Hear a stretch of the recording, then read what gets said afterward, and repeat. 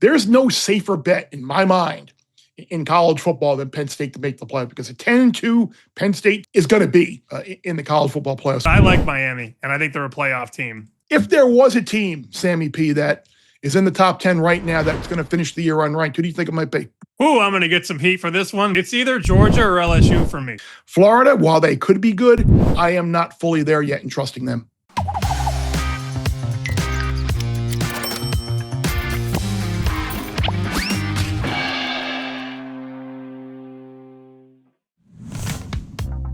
Go on, everyone. Bear Bets Podcast is back. Date of recording, Monday, August 11th right now. AP preseason top 25 poll is out. The season is rapidly approaching. Texas is your preseason number one. What's going on, everyone? I'm a little salty today. I'm a little bitter, Sammy P, Geoff. I just want to give you guys a heads up that everybody keep your head on a swivel, because I'm a little punchy, nursing my wounds from having a JJ Spawn winner without Tommy Fleetwood and Scotty Scheffler at 47-1. That's not 12 grand I could have used in my pocket right there. So not really upset about that, losing out to Justin Rose and some other things as well. But yeah, we're gonna get ready. Head on a swivel today, everybody. Well, Bear, hopefully you bet all those overs in the NFL preseason, because you would have made all that money back. We had football this weekend. It was nice. We got college football in 2 weeks, Sammy. That was a little teaser. I loved it. And I'm ready to go to Vegas. Bear was just there. I'm leaving on Wednesday. Only staying 3 nights, though, this time, Bear. I've learned my lesson. Yeah, I started my week in Vegas, Sunday night, Monday night. The Bear Bets College Westgate Super Contest entry has been created. So, Bear, lay out the guys. It's 7 college football picks a week. It's mostly going to be like the top 40 games, right? Like, we're not getting FCS. We're not getting like bottom of the barrel, like group of 5 games, right? It's going to be just like the top of the top, and we're picking 7 a week as a podcast. That's my guess is what ultimately it's going to wind up being. Yeah, you're not going to get your FCS games. You're not going to get your 50-point spreads. Whatever our good friend John Murray decides, we will be there, and we are there with cash in hand and 7 games a week to try and make some money. I'm excited for this. I entered myself. Are you entering, Sammy? And when you go to Vegas for Bet Bash, what contest are you entering before we get going here on some college football? 2 survivors, 2 college, on top of the Bear Bets contest, on top of all my local contests. It adds up really fast. You're like, wow, I just spent $6,000 on contests. Joy.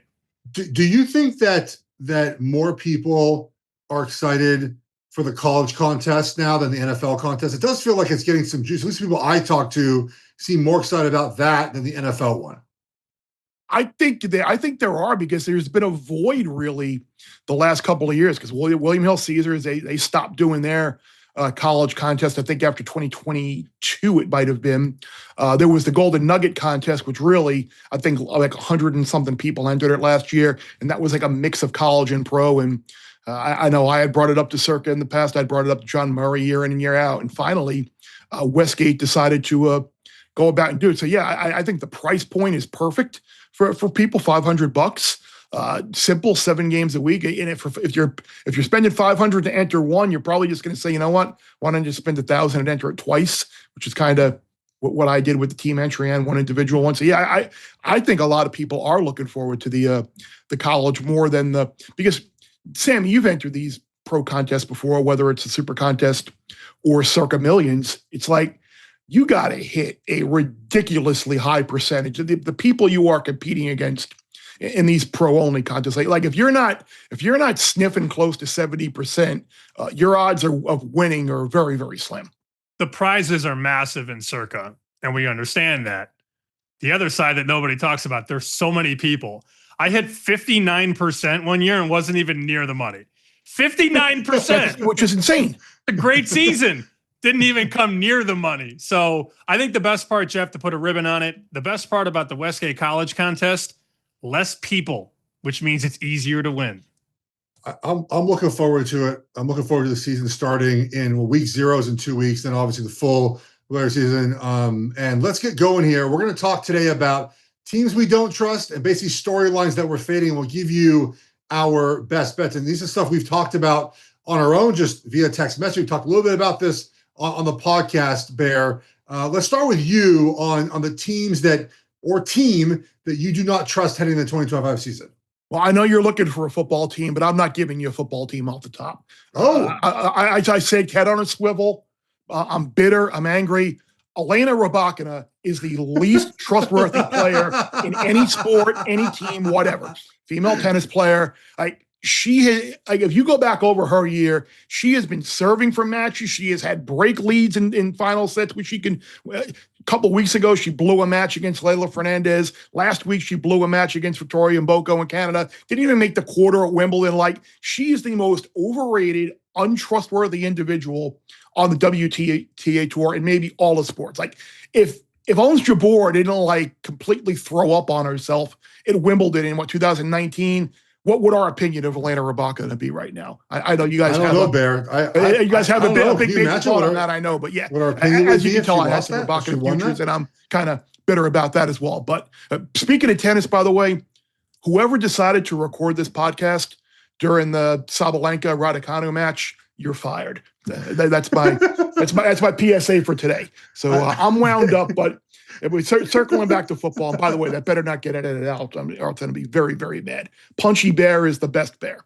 Florida is the team that I just have a hard time getting to in terms of fully buying in and fully being trustworthy on.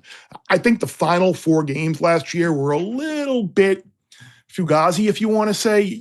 Everyone got wound up after the slow start and then the potential of DJ Lagway there, but they beat an LSU team that was coming off of getting annihilated against Alabama, physically beaten up. And you beat Ole Miss the week after Ole Miss pulled the massive upset against the game after Ole Miss pulled the massive upset over Georgia. And you beat dead team walking Florida State in the last game of the regular season. And then you beat dead team and dead coach, no coach walking, no team, no coach walking Tulane in a bowl game. So I think people are a little bit too excited about the Gators coming into the season. Do we know if DJ Lagway's arm is healthy? Do we know if his foot is healthy? It was funny. Billy Napier was asked about if Florida had a game on Saturday, could DJ Lagway play? And he basically just laughed and said, well, there is no game on Saturday. That tells me that there's something going on there, and he still is not 100%. And I don't think they truly know if he's going to be 100%. If you look at this schedule, this is a team that very easily could start 2-4. They got a couple of games off the bat that they'll win, USF and Long Island. But you go to LSU, you go to Miami, you got Texas, you go to A&M. All 15 in the preseason poll that just came out today. That seems a little optimistic, a little high for a team that has that schedule and has, I think, injury concerns to the quarterback position. So Florida, while they could be good, I am not fully there yet in trusting them.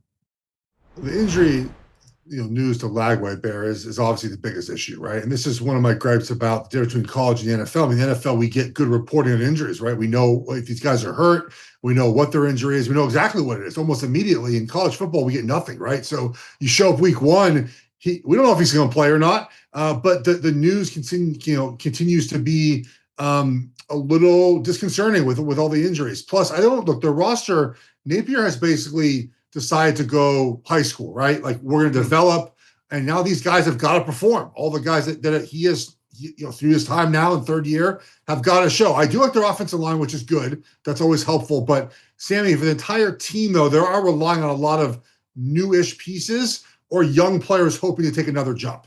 Well, you start with the quarterback being in a boot, and that's not ideal July and August. So we pay attention to that, of course. Number 2, in terms of strength of schedule, not easy. And sure, I've got them favored 6-7 times, but they're going to be catching pretty big numbers in a couple of these spots, maybe even 10 points in a couple spots. So you never know how things are going to play out. Of course, these numbers are all predicated a lot on what happened last year and what teams bring back, but this is one of the most difficult schedules in the country. I mean, you got to go. Think about this. You have a stretch of your schedule where you go at LSU, at Miami, then the bye, then you host Texas, then you're at Texas A&M. That is unbelievably tough, and they can win all of those games, I think, on an island. But to expect them to win 3 out of 4 or 4 out of 4 of those, it's just absurd, Bear. And that doesn't even include the game against Ole Miss later in the year, the game against Georgia later in the year. It is a brutally tough schedule for a team that's win total is sitting there at 7.5. Like 8-4 seems awfully optimistic for the Gators. Where are you? Where are you looking at on your lack of trust meter? I'm Illinois, man. I went to Illinois, so my pessimism clearly shines through. If anybody would like to guess at home right now, the last time Illinois won 10 regular season games, if anybody outside of Illinois knows that, I'll send you some chicken dinner. That was the Ron merchandise. Turner year, right? When they played LSU, I think, in the Sugar Bowl. 2002. I knew you would know, Bear. I was mostly talking. The funny thing is when they made the Rose Bowl under Zucker, I think they were 8-4, right? They pulled the upset over Ohio State. But then Ohio State ended up going to the national championship game that year. So they slid in. Look, this team brings back a lot, and it all starts with the quarterback, as you see, spinning out of tackles and then fumble. They were very, very fortunate last year in a bunch of games. Should we revisit the Rutgers game that they somehow won? I love Bielema. I think it's very difficult for a team to come out of nowhere and then run it back the next year. Look, I have them number 29 in the country. That's high for Illinois, guys. So you don't think number 12 in the AP poll is a realistic positioning for them in the preseason? 12, they're number 12. It's just not right. It's just not. And sure, they bring back 16 starters, but so many things went their way, and now you have to handle life as a favorite. So last year they were 9-3-1 against the number. Very good. However, they were dogs 8 times. 11 games against Power 5 teams, they were a dog 8 times. Yep. And now you're going to be favored quite a bit. Granted, not a big favor. I've got them favored 9 times, but 4 of those games are coin flips. Duke, Indiana, USC, Washington. Those are all coin flips. So look, can they win the close games? Last year they did. I don't know that that's the case this year. I will say, though, Geoff, I love how they come into a season because it's easier for you to hit the ground running when you bring all that experience back. Yeah. But by the time other teams can find themselves midway through September into October and they realize what they are, I wonder if Illinois is still that much better. I just have a lot of concerns. Look, it's easy for a team to come out of nowhere and do what Illinois did last year. Now you have to do it again when everybody knows what you're going to do. So I got the chance to talk to Bielema and the players at Big Ten Media, and I love the confidence, right? Like they're going into this season telling everyone they're good, which I think is great. I think you want to feel that in the locker room. You want to embrace those expectations. But to your point, Sammy, they've never been here before, at least with this staff, right? Where you're supposed to win all these games. Supposed to is hard, right? Supposed to is hard. The first year supposed to tends to not go as well as you want, right? You haven't experienced this before. You haven't experienced the attention you get being ranked in the top 15 to start a season. And look, I want to go back to the Rutgers game because I think if they lose that game, which they should have lost, okay? Do we talk about Illinois the same way this year? No, we don't, right? They one less loss. One less win into Rutgers. Also, it doesn't. I don't know if this matters that much for this year because the schedule's not very tough. But the best teams they played last year, they were uncompetitive. Yeah, the Penn State game was only a 14-point loss, but they weren't that competitive. They're 31-0 to Oregon, Sammy, I think, at that point at the stadium. So, like, it's like they were not competitive against the better teams. Now, again, they do miss some of those teams this year. I'm curious, Sammy, week 4, they're at Indiana. What do you make that game? Do you have that? Do you have that handy as you look for that quickly on returning production? Indiana 3.5. 3. So you have 3.5. I've got Indiana -1. Oh, okay.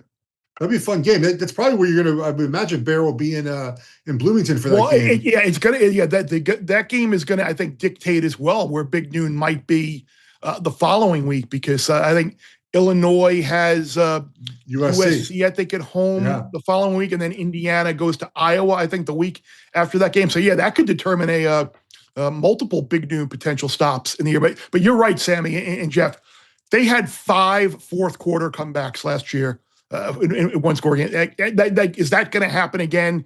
And our good buddy Brett Ciancia, who we're going to have on to preview some college football items and awards and win totals and conferences and whatever else he wants to get. He had a great stat in his Pick Six Previews magazine. If you look at Illinois last year, their adjusted opponent yardage differential, what it was, they were 45th of 68 Power 5 teams. Like they did not statistically profile like a 10-win team. They profiled more like a 7-win type team. So we'll see if the if the numbers kind of come back to fruition this year as to what they really are, or are they able to make a step forward? But you're right. The Rutgers game, the Purdue game, the Kansas game, the Nebraska game. There were a bunch of games last year that a couple of those go the other way. I think the hype on Illinois is pumped the brakes a little bit. Plus, people are just looking for that Indiana type team from a year ago, and just looking within the conference for it. So I think I agree with you, Sammy. We talked about it on this pod about how I bought the extra win with Illinois and laid 165 under 8.5. So Illinois wins 9 games. It's not going to be a very happy holiday season for the beer here. Geoff, what are we looking at, Geoff? I just want to go back a second. Sammy failed to mention he went to Illinois when they played Oregon that week. I was surprised. I know you said it before, but you just forgot to say it that week, I thought. No, did you mention it that week? We've been good 3 times since I went to college. What's the point? Fair enough. I'm going to look at Tennessee, guys. A playoff team that I think is in a little trouble this year. They lose a lot, right? They lose quarterback, which again, Tennessee fans might like that they lost their quarterback, but they go with a transfer portal player. Go after him, Vol Nation. I got abused last year for suggesting that Nico had a concussion and was in concussion protocol, and I got yelled at by everybody under the sun in Tennessee. So make sure you go after Geoff with the same passion that you went after me. Nobody got it worse than I did, though. That was how Nerd started from the Vols message board. That's how we started Nerd, because I said something about Tennessee. I hope they attack me for my take. Please. It's all Sully's people. Yeah, just all Sully. I can tell he's fuming right now as I go over Tennessee. I brought this up for many weeks now. I didn't trust Tennessee this year, and he kept bringing up reasons why they're going to be. Like, it's a fan. I get it. But look, you just lose so much on offense. And at the quarterback position, I don't know if their options are going to be great, especially with their offensive line having basically no one returning of any real kind of great value. They have transfer portal players, the young guys they hope to fill. It does feel like a bridge year. They have a 5-star quarterback committed in this class that'll be ready for next fall. Defensively, they're still going to be just as good, I think, even though they lose some of their defensive linemen. But I'm just off the offseason. I don't like the turmoil they had there. I don't like getting basically worse at quarterback and worse on offense. They need to rely on a lot of young players at wide receiver, offensive line, transfer portal guys. So I'm just off of them as a team that I think will be considered for a playoff this year. I think their defense is still going to be really good. It's going to be really good, yes. And it might be a situation like early, like parts of the year last year. Like if they could score 24 points, that they'll win a good number of their games. It's funny you mentioned Tennessee as a team you don't trust. One of my good friends, Scott Sanders, who's a devout listener and follower and viewer, he actually sent me a week 1 money line parlay right out of the gate, and in Tennessee against Syracuse in Atlanta was one of the games that he had on. He's like, do we trust all these teams to win their road? It was like Minnesota, Tennessee, Wisconsin, and there was one other one. And he's like, do we trust Tennessee to win that game? And I'm like, in Atlanta against the Syracuse team with a bunch of turnovers, I still think Tennessee's defense is going to be good. So I think they'll certainly get past Syracuse in that opener. I don't know. You have any reservations either week 1 with Tennessee laying a number against Syracuse or in general Syracuse has to replace a lot too, right? They got quarterback, their best wide receiver Trevor Pena's left gone as well. I mean, it just feels like they're in the same boat. Look, the hard part about a lot of this for all these teams is previewing the portal, right? What are you getting from guys in week 1? You just don't know. You don't know till they play. There's no preseason. You have an idea of what you're bringing in. It's why I look at some of these teams that lose guys and replace them in the portal as question marks, unless you've proven over the years that you specifically can do this, right? Like you can put a player in and that player is good immediately. It's very difficult to continue to build in the portal, especially when you lose your top guys. Now Syracuse are basically on the road. I know it's an interesting game. I don't trust Syracuse in that game, guys. I would go. I don't know what's the number at right now. I think it's 14. Yeah, it's around 2 touchdowns. I don't have it in front of me, but it's around. I mean, I have it 14.7, so it's got to be somewhat close to that. You look at how their schedule starts. They should be 3-1. Hell, they should be 4-1. That's, Yeah. I mean, that's the one thing we always try and pay attention to is how do things start? And that's why I wasn't really high on Illinois, because you start 4 games and you're at Duke, you're at Indiana. Tennessee's got 2 cupcakes to begin the season. Then they get Georgia, a game that, look, they could win. They could. Then they play UAB, and then it's at Mississippi State. Perfection-wise, you could be 5-0. I don't think they're going to win all 5 of those games, but you start 4-1, then that young offense starts to believe in itself. My big issue with them is that they only bring back 3 starters on offense. And it feels like a transitional year there, but their defense and their talent on that side of the ball should be good enough to keep them in most of these games. I mean, you go to Bama, you go to Florida, that's a game you could win. I don't know that Tennessee's going to get blown out a bunch, but I worry that the offense can get them over the top in these tight games when we get into SEC play. Well, the Vols debuting in the preseason poll at number 24. We mentioned it earlier. The preseason AP top 25 came out earlier today. Texas number 1, Penn State number 2, Ohio State number 3, Clemson 4, Georgia 5, Notre Dame 6, Oregon 7, Alabama 8, LSU 9, Miami rounds out your top 10 there. Do the Canes. So we got week 1, we got 3 top 10 matchups, which is freaking awesome. We got Texas, Ohio State 1 versus 3. We got Clemson, LSU 4 versus 9. We got Notre Dame, Miami 6 versus 10. Like, what an and the good thing is they're all going to be different windows as well. You're going to have Saturday big noon, Ohio State, Texas noon. Later that night, you'll have Clemson, LSU. Then Sunday night, you'll have Miami, Notre Dame. So you're going to be locked into one big mammoth game at a time. A great way to start the college football season. First time in since 2016, you've had at least 6 different teams receive a first place vote. So it kind of goes into the whole uncertainty of like who should be favored to win the national championship, or number of different teams that could potentially win it. I brought up a couple of things on Twitter earlier today as well. Like I was just kicking around the idea because it seems like every year there is a team that is in the top 10 that winds up falling. I have to update my files. I think it's something like 25 of the last 27 years. You've had a team that started the year in the top 10, finished the year unranked. Last year, you had 2 of them. You had Florida State.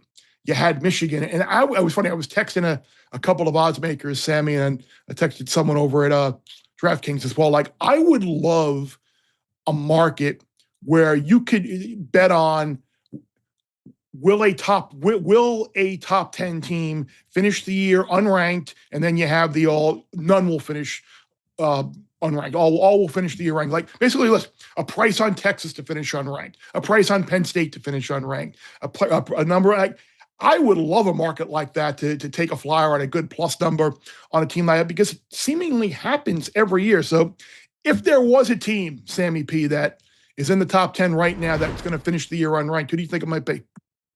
Ooh, I'm going to get some heat for this one, but damn it, let's roll. It's either Georgia or LSU for me, just given how strong the SEC is. It's not that I say or believe that Georgia stinks or LSU stinks, but look, if Gunnar Stockton isn't what Georgia fans are pumping him up to be, that's a team that could underachieve. And you look at their season wins, it's right there, just like everybody else, right around 9.5. So the expectations are there. The schedule's tough. They're going to be favored. I mean, at least as of now, they're favored in probably every single game. They'll probably be favored over Marshall week 1, right? By the time we get to kickoff at 41, 42, something like that. And then they'll be favored, at least as of now, in every game. But if the market is wrong, and if the bookmakers are wrong on Georgia, you get rewarded. I would love to see a price on Georgia not to be in the top 10 or Georgia not to be ranked. That would be a little bet to win a lot. And if you take a shot, Geoff, on a team like that, you could get rewarded big time. Why did you include those 2 but not Alabama? So I think Alabama's roster is just much better than LSU's, but I think LSU's quarterback play is better than Bama's, but Bama's roster to me across the board is better than both of theirs. So That's just where I'm at. Look, it's Yeah. it's not a huge margin, but I just have Bama, in terms Yeah. of like full starting lineup, I have Bama better than both. I'm agree with you there. The reason why I asked about Bama is the end of year schedule: LSU, Oklahoma, and then they play their bye week game, and then Auburn. Like that's a schedule where you could stumble down the stretch and be out of the top 25. I think it's probably unlikely, but it's still schedule wise. Like, look, the other team that I thought, look, is probably the Irish, but their schedule is like even if Carr starts slow, certainly possible, right? Brand new quarterback. Even if they start 0-2 at Miami, A&M, they lose. They're going to win 9 of the rest of the 10 games. Like they're going to be ranked 9-3. Notre Dame is ranked, guys. Right? Do we agree on that? Yes. 9-3. So I would say Notre Dame because I think it's important to note it's hard to play quarterback in your first year. That's hard. I don't know why we always sort of dog quarterbacks that struggle their first year playing. It's hard position. It's your Notre Dame. Like it's a lot of pressure there to repeat what the team did last season. So Notre Dame was that team for me. I think their schedule, though, makes it to where it's not going to happen. So I was going to say LSU. I mean, Sammy took that. I would just say we should just agree on Miami, right? Miami probably the team that's out. I think their schedule's kind of easy. I don't think they will lose both home games to Notre Dame and Florida. And you look at the remainder of the ACC schedule. Again, they are in that 9-3 baseline type teams. I think they'll be ranked. Oregon's schedule is ridiculously easy. So unless Dante Moore is just terrible, which I don't see that happening, Oregon getting a first place vote, they'll be ranked.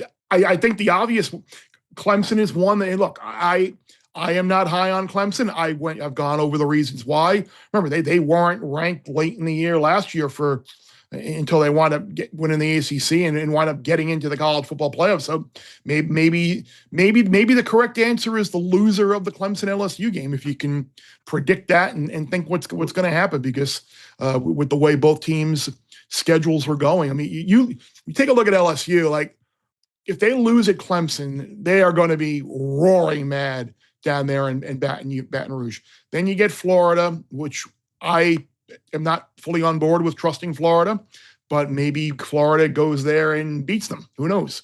You go to Ole Miss. South Carolina is another team I'm under on, but South Carolina probably should have beaten them last year.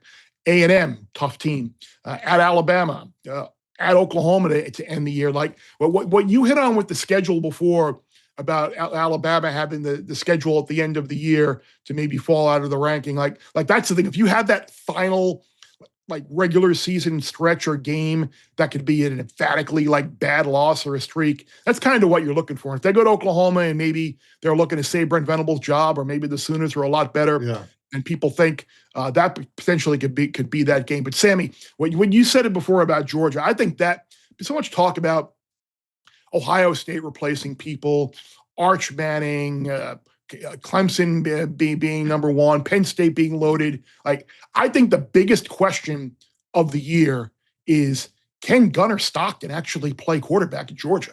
We saw him briefly in the playoff, and again, you don't want to judge him on that, but it was a very basic, vanilla type offense. They are going to need to get better wide receiver play, better offensive line play, and better play from their running backs. Frazier can't continue to lay the ball on the ground, or else he's going to be on the bench. But it was a very un-Georgia-like season with the running back play and the offensive line play, which resulted in preseason Heisman Trophy favorite Carson Beck not winning and not making it through the year unscathed. I can't wait till they clip this and post it on social and the Dogs fans get a hold of it. The problem, any criticism towards Gunnar Stockton is going to rile up Georgia fans, because Stockton endeared himself when he almost knocked himself unconscious in the playoff, right? So he's a dog, no pun intended. And I understand all that. This is a very tough exercise because look, it's tough to pick one of these 10 teams that's not going to be ranked. I mean, they're probably all going to be ranked. I would argue that 10-team parlay would be favored. But I wanted to skip past Clemson and Miami and Notre Dame because their schedules are just so easy. So it's basically you're trying to pick the SEC team, in my world, that's a little overvalued and maybe doesn't have the production that people believe they're going to have. So for me, it was either Georgia or LSU. I could be way wrong. Maybe they finish 1-2, Bear. I don't know. But I think the path is much more difficult for them to exceed expectations. The thing with Georgia too, well, and here and move it along in a second here, like they've lost so many guys to the NFL, and I know they've recruited well, but eventually that does catch up to you in a season, right? Like eventually, if you lose, was it 7 guys on defense, I think, last year, plus the guys they've already lost on defense over the last 3 years. I know they've backfilled those with top 100 players, 5 stars, all that stuff. Eventually, you do have a year when it just doesn't come together because of youth, inexperience, and you lose some. If you go 2-5 in 50-50 games, and you end up with too many losses, right? Like that can totally happen to a team like Georgia. Before we move on to some storylines we want to sell, guys, do we agree open-ended bets have got to stop? I know Bear did text one of them to us. What do you say, Bear? You put a burrito up your butt if what happened? If Texas Tech at any point during this season is ranked number 1, that was a good one that was put out there. And I am an avid Taco Bell supporter. I love a little run for the border. I wish they would bring back the Mexi Melt, which was a great item. I wish the Mexican pizza was fully back on the Cholito was another terrific item. You can still order the Mexi Melt, but you have to know how to do it off the menu. You have to basically just ask for a cheesy roll up, but add beef and pico. So if you're jonesing for a Mexi Melt, go to Taco Bell, order the cheesy roll up, add beef and pico, and that's basically your Mexi Melt. But yeah, if Texas Tech is at any point in the year number 1 in either the AP poll or the college football playoff poll, yeah, I'll do it. But nobody's going to ever get the opportunity to see any proof. But by the way, there's another Vols fan out there too, who is like, if Tennessee loses to Syracuse, they'll do whatever the top comment is. So they obviously don't think the Vols are going to lose week 1 to the Big Orange there. Orange versus Orange. Hey, maybe we're going to maybe this could be the magical year like '98, where they open the year with that great comeback win at the Dome, go on and win the national championship. They should thank Miami for that. That was the UCLA went to Miami that year, number 1 in the country, and lost in the Hurricane reschedule game. As a Bruin fan, that one haunted me as a child, 12 years old, watching the Bruins can't stop the 1998 Miami Hurricanes. Edgerrin James going for like 250 in his contract drive game.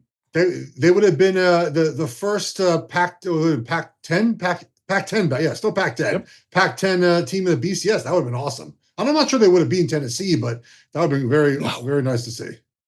No, you don't think so? And I was thinking about mid-90s Cuse with Donovan McNabb, Mount Carmel High School legend, Donovan McNabb playing quarterback at Cuse. That was a great Saturday.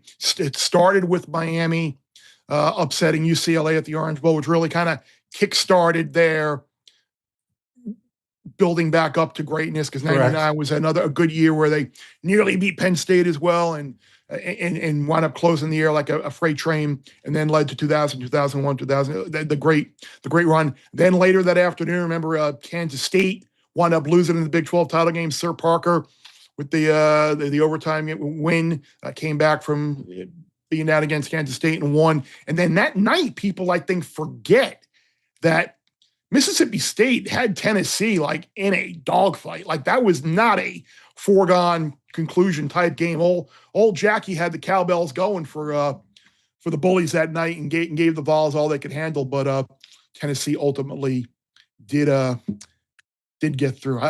I love. By the way, we're on serve here in the third. Sabalenka up 4-3.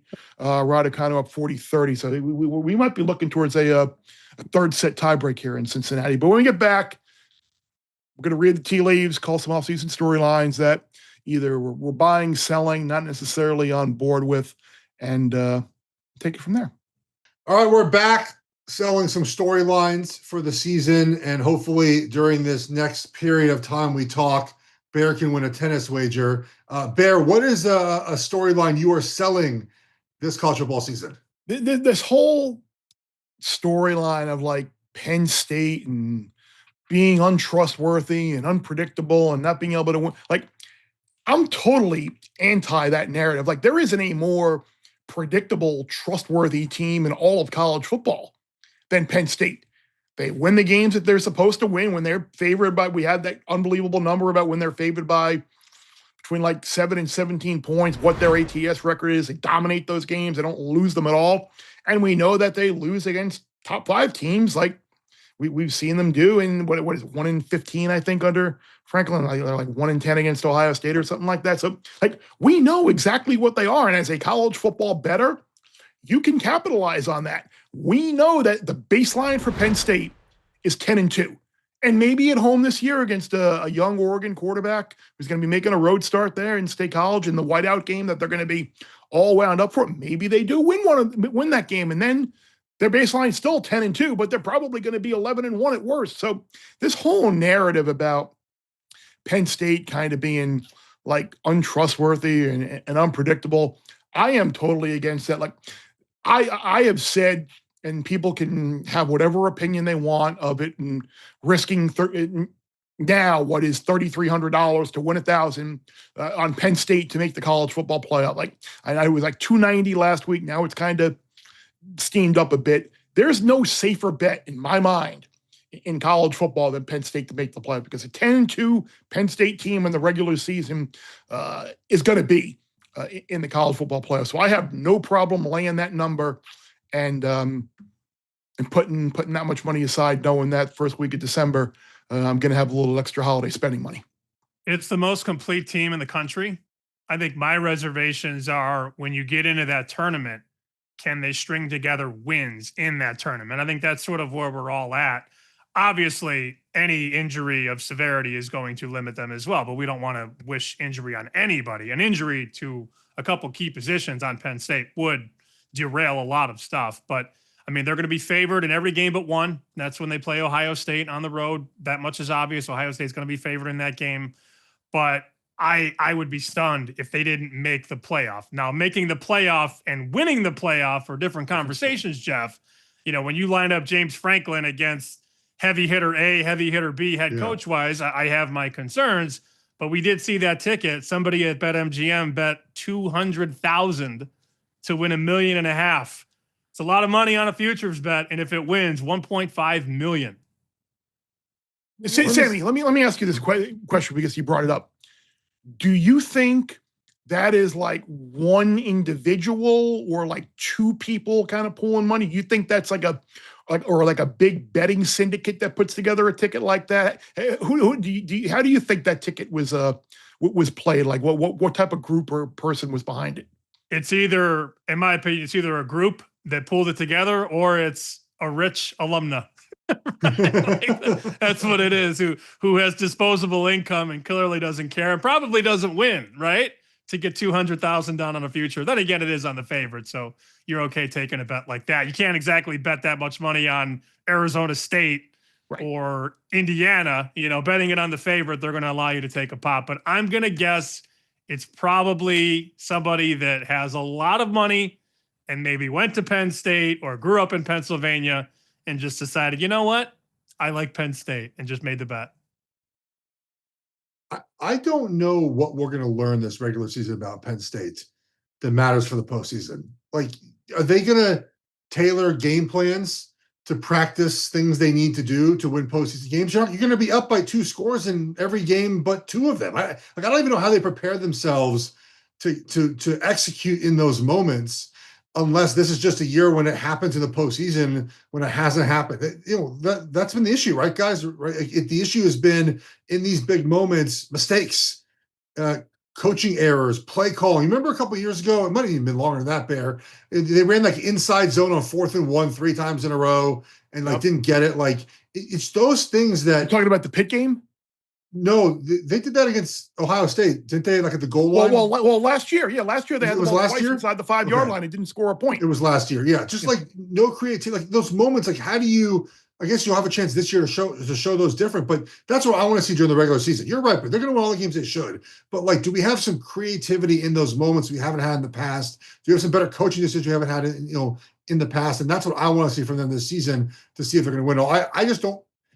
I don't know who wins the championship this season. I think they'll have I don't a chance either. everyone else. I've made no Great. wager in that market. But again, they have to win 3 or 4 games in a row against the best coaches in the sport. I'm not sure they can do that. Another team that we've kicked around here is also in the Big Ten is Michigan. Are we buying or selling Michigan this year to have a bounce back year? And a bounce back year, by the way, Sammy, could be different for all of us. But do we think they're having a year back into the playoff discussion at least? I personally don't. Let's not be absolutist, though. Of course, it could happen. I mean, if they go to this kid Underwood and he's the next thing, then of course it could happen. But I think we all watched enough Michigan last year. Hell, they're in the family on Fox. I did not notice any sort of speed outside. And you think about this, Sharon Moore did about as good as he could have done, having gone through what Michigan had to go through, Harbaugh leaves and all that. But we are another year removed, Bear, of Harbaugh recruits and blue chippers and all that. And I think Moore, again, did a serviceable job. And beating Ohio State's a big deal. But in terms of winning 9-10 games and getting into the playoff, I'm just not there unless I see it early, unless we see them be able to throw the football down the field and get these big plays. We know they're going to try and run.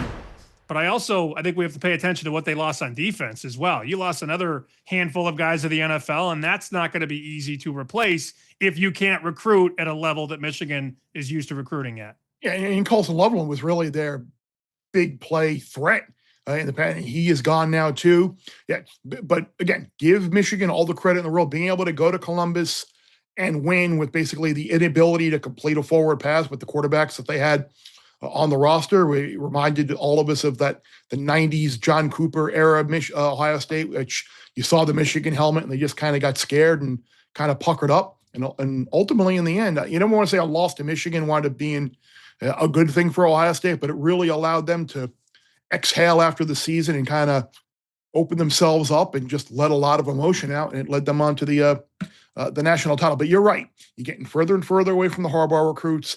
Can you you're probably going to start Mikey Keene right out of the gate, right? Like, you can't just throw Underwood in there from the start with 2 road games at Oklahoma and Nebraska right out of the gate, right?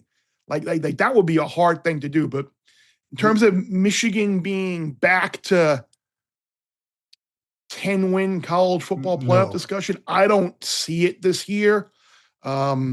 Maybe I'm wrong, and we throw a lot of things out here. We have a lot of discussions, and we certainly are not always right. But I think they'll be okay. But I don't think they are 9. I think they're more like 8-4, 9-3 kind of ceiling for Michigan this year. The first month of the season discussion, Bear, is the one I find most interesting about Michigan, right? Because there's 2 schools of thought, right? You either just throw the young kid out. If the young kid's the best player, right? It's very easy to tell in training camp who the best player is, if there is a separation there. And then to not start him when the team knows he's the better quarterback, just to not get him rattled the first month of the season, it's not a great team building, right? Like, it's not a good decision to put the worst quarterback in where everyone knows he's the worst quarterback.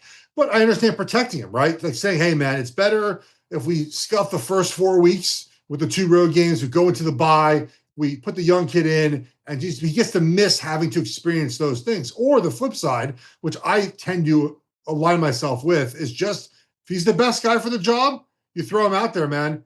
It might be tough, but the payoff is in year 2, he's ready to go. He's more experienced. He feels comfortable and confident. Now, it doesn't help this year. So I think you just play him, man. Look, everyone has been effusive with their praise. And Mikey Keene didn't practice in the spring, right? So like he's been the quote unquote starter now for a long time. But I think we're looking at sort of 8 wins for Michigan at the most. One other storyline we're selling, and Bear specifically selling this one, is the Big 12 as really a league full of playoff contenders. Bear, walk us through your thought process here on the Big 12 maybe not being as good as people want it to be.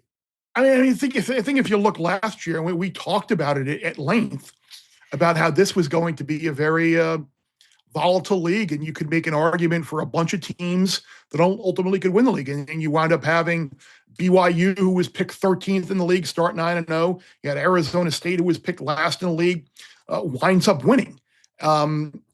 Texas Tech is getting a lot of hype, and you look at this, your ASU is 11th in the preseason poll. You got like that Big 12 potpourri, Kansas State, Iowa State, Texas Tech, kind of at the bottom of the AP kind of rankings this year.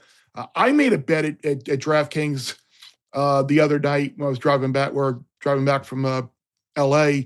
Big 12 under 1.5 playoff teams at minus 135, which was what it was at the time. Again, you go through the poll here and you kind of assume ACC's got Clemson and Miami, both top 10 preseason teams who both really should be in the college football playoff this year. You've got your Big 12 champ, you've got your Group of 5 champ, and you've got Notre Dame. And Notre Dame's going to be in the playoffs. So that's what, 5 teams right there. And that allows you 7 combined for the Big 10 and the SEC, which feels about right. Or if Notre Dame or Clemson or Miami kind of fall flat on their face, maybe you get 8 between the 2 big guns, the Big 10 and the SEC. So I don't really see a spot for a second Big 12 team. I don't think they're going to have like the big marquee non-conference win that ultimately is going to get them into the playoff. And I just think we're going to see a lot of teams in that 9-3, 8-4 kind of glove, because again, I don't think there is a large gap from team 1 in the Big 12 to say team 8 or 9. Yeah, the math is in your favor for sure. I actually think that's a little cheap given what it should be. So if you laid $1.30, $1.35, I think it's a really good bet. Maybe you get one team the 9, maybe. But the problem is in the Big 12, the respect isn't there from the strength of the conference. So you're going to need a team to finish with 10 and then a second team to finish with 9 and then have the SEC be down. There's a lot of correlation. You need a lot of things to go wrong in other conferences for the Big 12 to get 2 teams in. The best shot is that a team goes 10-2 and then everybody else is sort of middle of the pack, at which point you're never going to put a second team in. So I think that's a good bet, Geoff, under 1.5.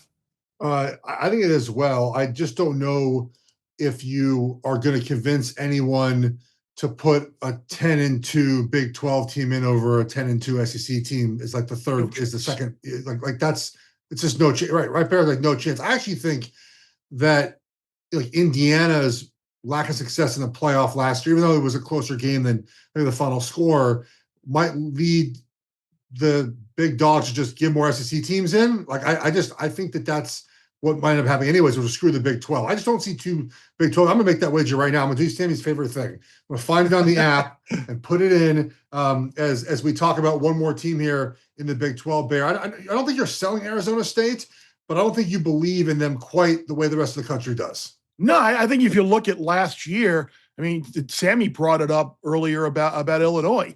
I mean, ASU was a dog 7 times last year. I mean, they were never favored by more than a touchdown in any games. I mean, they were favored by 6.5 a couple of times, 2.5, 5, 3.5, 7.5. Like they were not. They were in a bunch of toss-up type games. And look, they have to replace Cam Scatterbo, who was ridiculously productive. Probably should have been in New York for the Heisman Trophy ceremony. Great player, and I'm not necessarily selling them to having a losing season. I love that. Again, this is a team that is kind of recruited and built themselves through the high school recruiting ranks. I think Levitt will have a great year, but I think again, if they're the number 11 team in the country, like which is what the preseason poll is telling you, I don't know, man. Geoff is literally making the bet as we speak. I thought it looks like he's having a geo-fencing issue right now, Bear. He's struggling. I'm trying to find. I'm just trying to find it. I got it though. We're in. Yeah, I can't remember exactly where it was, and I couldn't tell you. Yeah, I got it. Got it. Okay. I like it. I was in New York, and so picture me in the car in New York. It's 1:00 in the morning after I landed at JFK, and just like thumbing through, like, okay, what college football bets can I make in New York that I am unable to make in the state of Connecticut? And I'm like, here's this good market, college football playoff specials or whatever it was. So, yeah, that was that was one that I definitely liked. So let's get to our betting card now. I'm going to recap, Bear, the 3 bets that you've made sort of in this last segment. Then we'll get to Sammy and I, sort of our best bets for this show. So you have a Big 12 teams to make the playoff, under 1.5 and minus 135. That's still available right now I just made it. Thank you for that. Penn State to make the CFP minus 330. Quickly, Bear, on that one. Would you tie teams together? Because I put Oregon and Ohio State in a 3-team parlay to make the playoffs, just to make that price a little bit cheaper. Do you trust those two teams to be in the playoffs with Penn State? I do, or you could just use that as an anchor leg in a parlay with something like Yannick Sinner to win the U.S. Open, or the Kansas City Chiefs or the Buffalo Bills to win their division in the NFL. You can find other things, maybe like that $2 type range to maybe bring that. And Sinner, I think, is even money at the U.S. Open, so that can bring it down even further. Maybe you throw a Paul Skeens to win the NL Cy Young. I mean, there are things that can bring the $3 sticker shock price down just a little bit. I kind of like the Buffalo Bills AFC East price to put in here, Sammy. Maybe I'll work on that after the show so I can get Sammy's best bet here. Sammy, what's your sort of best bet or your bet card for the show today? Well, my favorite bet is that when we get off the air, Geoff Schwartz is going to start blasting. I did it all for the nookie. You got Fred Durst vibes going on today, and I love it, Geoff. It's very, very, very, very nice look on you there. The black on the black. I appreciate it. Yes. Yeah. It's just temporary, but it looks good while I'm doing it. Yeah, looks great.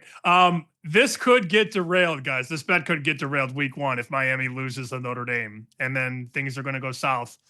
But I like Miami, and I think they're a playoff team. And you could find them 2-1 if you shop around. One book has plus 150. There's a plus 170. I'm high on them. And I had to check the date here. I wrote this on Fox, July 11th. Carson Beck to win the Heisman, 37-1. No more of that, Bear. No more 37. I looked this morning. It's 22, 20, 18. I think he's starting to get some hype. People are starting to believe in it. I think they're going to beat Notre Dame week 1 and set up a special season there. Look at what Mario does. He gets players in, and the program gets substantially better. He's already taken Miami from 5 to 7 to 10. Playoff time in South Florida. Well, it certainly better be. And remember the name Joshua Moore. It's a little there's a little intel scouting report from inside Hurricanes camp. 6'4" freshman wide receiver. You might want to. I've heard it too, Bear. You might want to pay attention to that. To number 3 in green, orange, and white there this year. He turning some heads down there. It's nice that you guys found a passing game in Miami that we couldn't have with Herbert in 2019. Must be nice. That would have taken us a long way in 2019. Well, it's funny because we were talking about the Heisman Trophy before, and Beck was the favorite to win the trophy last year, and then it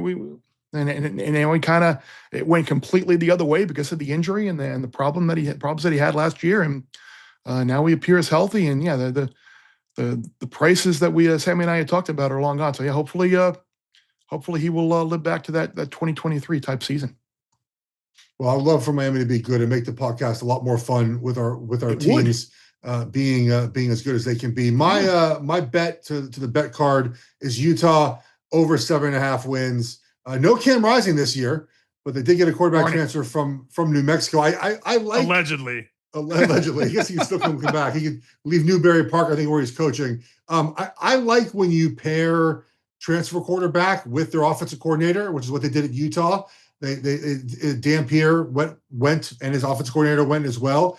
Utah guys, their offensive line is top 5 in the country. I'm not sure anyone's aware of this. Their 2 tackles are going in the first round. It's a good offensive line. They run the football. They'll be better at quarterback this season. And then question mark always is wide receivers. I get it. It's a problem. Hopefully they can figure that out. Defensively, they're always good. The schedule's easier this year. And I'm basically wagering on guys a little bit of injury luck that's positive. Like, it's just a positive year where they don't have a ton of injuries, which it's been a problem for them for 2 years straight now. I like Cal Whittingham to bounce back. Schedule's pretty manageable. Most of their tough games are at home. So I got Utah over 7.5 wins here, guys. I can see that. I'm kind of hoping that week 1 game at UCLA touches 7, Sammy. Think I'm going to get a 7? Yes. You might. You very well could.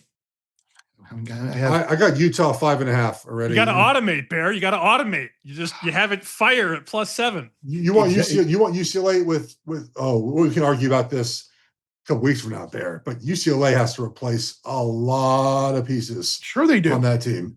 I know they do. I don't. I am Again, you talk about something we're gonna argue about and talk about, like these like big line moves when you got this line going from like 3.5 or whatever it was to now 6.5. Like I love being on the other side of that. I just love waiting it out and swinging the other way and going anti CLV, which I think is Bears going to be up till 2:30 in the morning. The first Saturday of the season to watch. Of course, I will will try to cover 7 against Utah. I'll probably just be walking in the door from my flight home from Columbus right around midnight, because I'll have to connect in Detroit, and by the time I get home, I'll walk in the door at halftime. Don't worry, Bear. I'm already going to speak this into existence. Michigan's going to beat New Mexico 63-0.